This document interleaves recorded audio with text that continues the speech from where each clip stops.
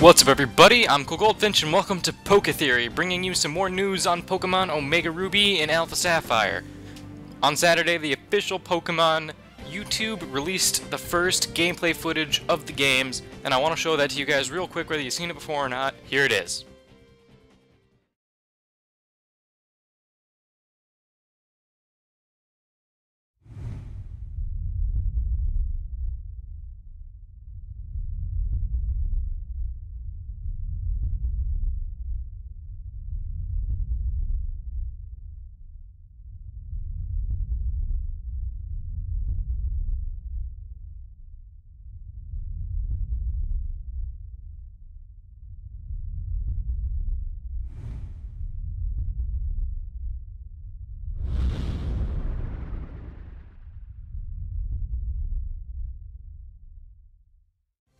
Now, while this first look may not show a lot about the game, it just shows the legendaries and how they may or may not come out of their awakening state, but it certainly confirms that the Pokemon on the box art of Omega Ruby and Alpha Sapphire are not the normal forms of the legendary Pokemon in this remake.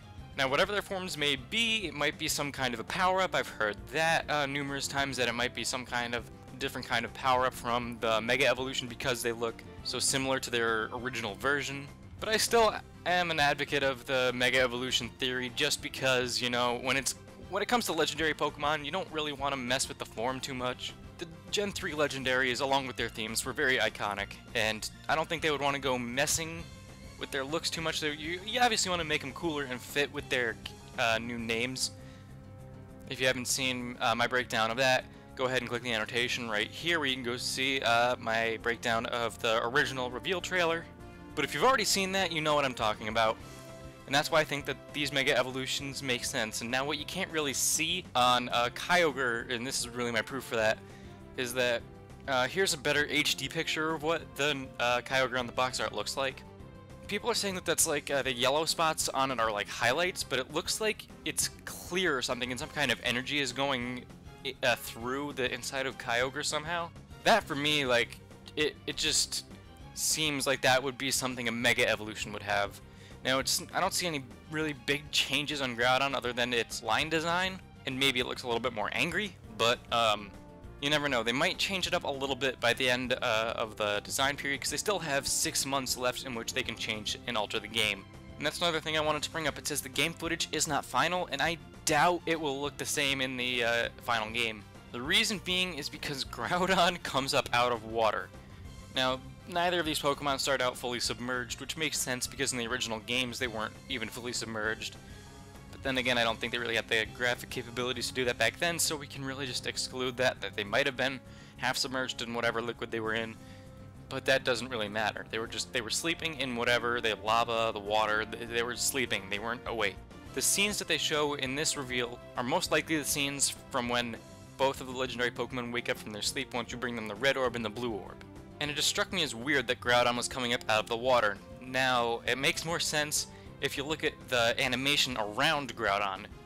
If you can tell, it looks like kind of like steam lines or just heat waves coming up out of the water. That's why I think that this is just a general area that they chose that looks kind of like Sootopolis City, where Groudon and Kyogre fight.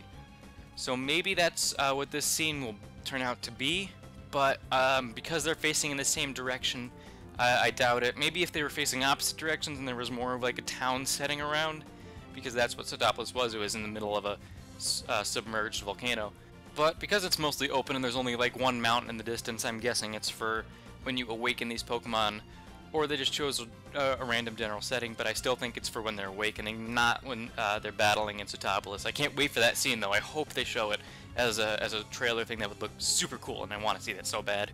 But I think Groudon's will probably look much more drastically different in the final game, and Kyogre's will look probably more similar to this, only because Groudon was in lava in the original game, not water.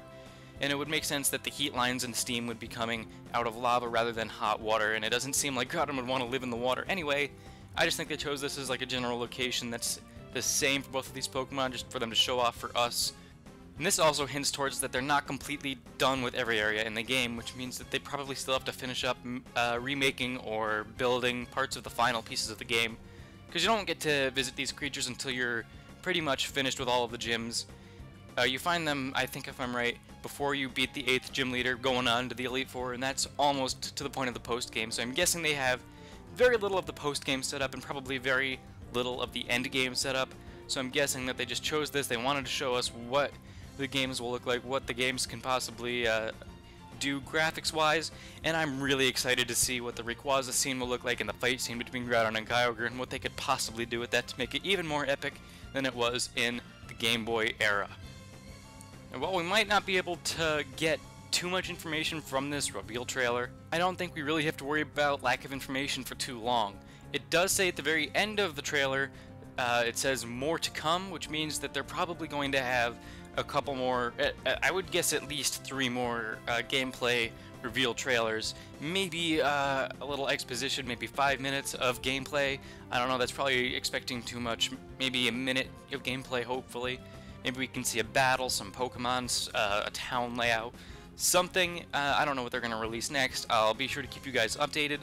I'm sorry I didn't get this out yesterday, but I was really busy yesterday, and I barely had the time today to do this. So, yeah, I will be sure to keep you guys updated on the next news relating to Pokemon Omega Ruby and Alpha Sapphire. I'm really excited to see what they're going to do. And hopefully some of all of our theories are either supported or refuted in some of the next reveals that Pokemon and Nintendo has for us. So welcome to the end of the video, where it's obligatory for me to ask you to subscribe, and where I would normally have a question for you guys, but I don't really have a lot to ask you guys, so I guess I'll go with another Hoenn related question. For those of you that played through the Gen 3 games, which legendary is your favorite? Kyogre, Groudon, or Rayquaza? I really want to know. So go ahead and click on the Pokemon's picture to choose them to vote, or you can vote in the comments if you want, and I'll tell you guys which Pokemon was the favorite next time. And I know I said that like Stewie, like Wheatthins. Wheatthins. Say wheat. Wheat. Now say thins. Thins.